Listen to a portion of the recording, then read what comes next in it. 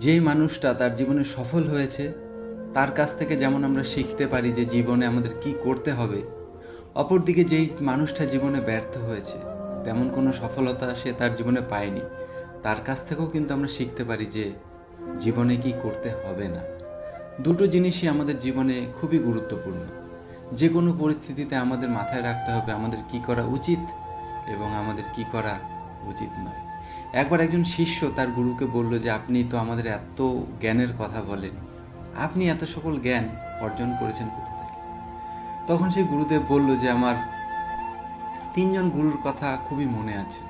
একবার আমি একটি মন্দিরে বসেছিলাম, সেই একটি পুরোহিতকে আমার খুবই সাধারণ মনে হয়েছিল এবং তাকে আমি জিজ্ঞাসা করেছিলাম, আচ্ছা পুরোহিত মশাই, আপনি যেই প্রদীপে আগুনটা জ্বালিয়েছেন, আগুনটা আসলো কোথা থেকে?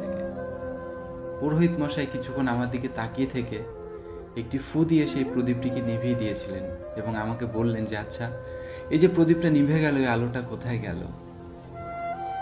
তখন আমি একটি শিক্ষা সেখান থেকে পেয়েছিলাম যে আমি যতই জানি না কেন, আমি কিন্তু পৃথিবীর শ্রেষ্ঠ জ্ঞানী নই। আমার থেকেও এমন কেউ আছে যে কোনো কিছু আমার থেকে ভালো জানেন। সেই সময় আমি বুঝতে পেরেছিলাম যে আত্ম অহংকার কখনো করা উচিত নয়। আরও একজন গুরুর কথা আমার মনে আছে, যখন আমি একবার একটি নদীর ধারে একটি গাছের নিচে বিশ্রাম করছিলাম।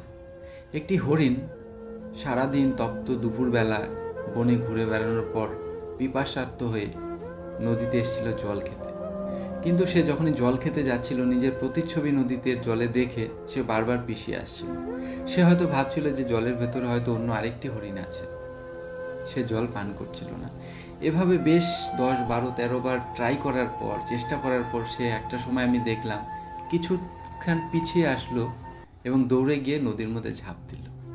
আমি তাকে দেখে অবাক হয়ে গেলাম। তখন সে যেহেতু অনেক পিপাসার্ত ছিল, সেই নদীর জল পান করে আনন্দের সাথে সেখান থেকে উঠে বনের মধ্যে চলে গেল।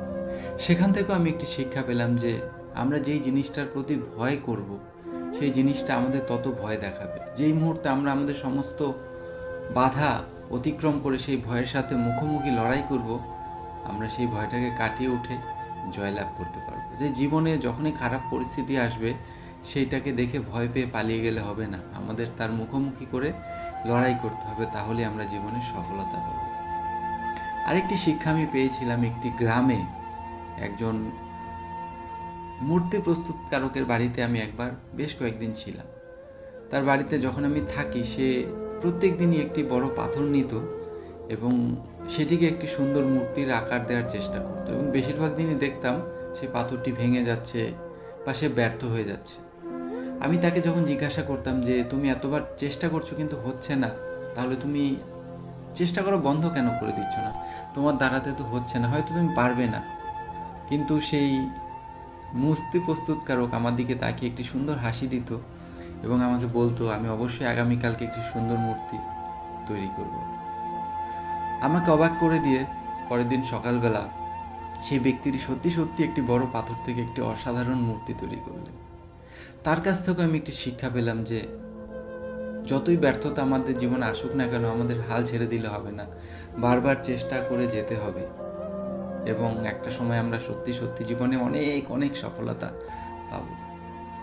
তাই হেরে যাওয়ার আগে একবার শেষ চেষ্টা করে দেখতে হবে আমাদের প্রত্যেককে জীবনে।